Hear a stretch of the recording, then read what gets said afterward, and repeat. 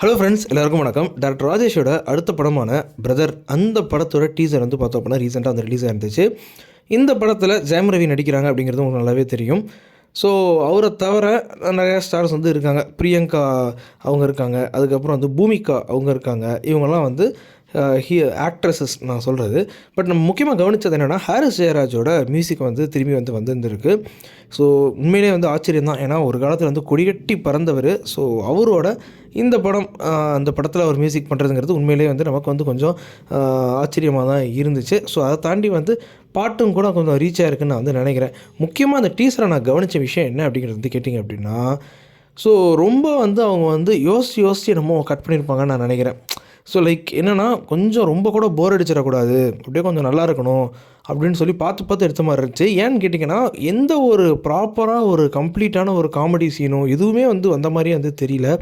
இதில் ராஜேஷ்க்கு என்ன ஒரு பிரச்சனைனா, சந்தானத்தை வச்சு வந்து அவர் வந்து பேக் டு பேக் நிறைய ஹிட் வந்து கொடுத்தாரு. எஸ்எம்எஸ்ஸாக இருக்கட்டும், பாஸாக இருக்கட்டும், ஒரு கல் ஒரு கண்ணாடி, இது எல்லாமே வந்து பேக் டு பேக் வந்து ஹிட்ஸு. பட் அதுக்கப்புறம் வந்து நமக்கு வந்து பார்த்தோம் அப்படின்னா, ரொம்பவே வந்து ராஜேஷ் வந்து ஹிட்ஸே கொடுக்காம பயங்கரமாக ஒரு மாதிரி ஃபார்ம் அவுட்டான ஒரு டேரக்டர் தான் நான் வந்து சொல்லுவேன். இன்றைக்கி வந்து நிறைய டேரக்டர்ஸ் ஃபார்ம் அவுட் ஆகிருக்காங்க.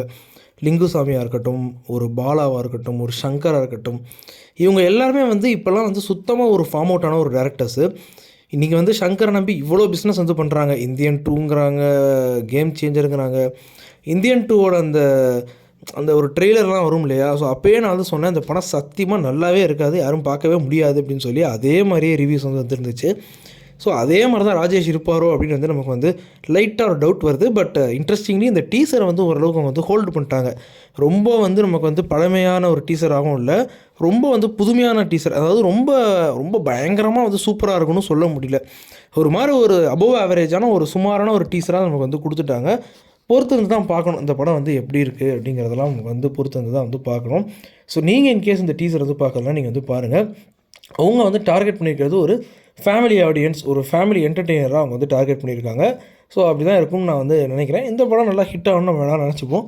ஸோ பார்ப்போம் அடுத்த வீடியோஸில். நீங்கள் நம்ம சேனல் சப்ஸ்கிரைப் பண்ணுங்கள். அடுத்த வீடியோஸில் பார்ப்போம். பாய்.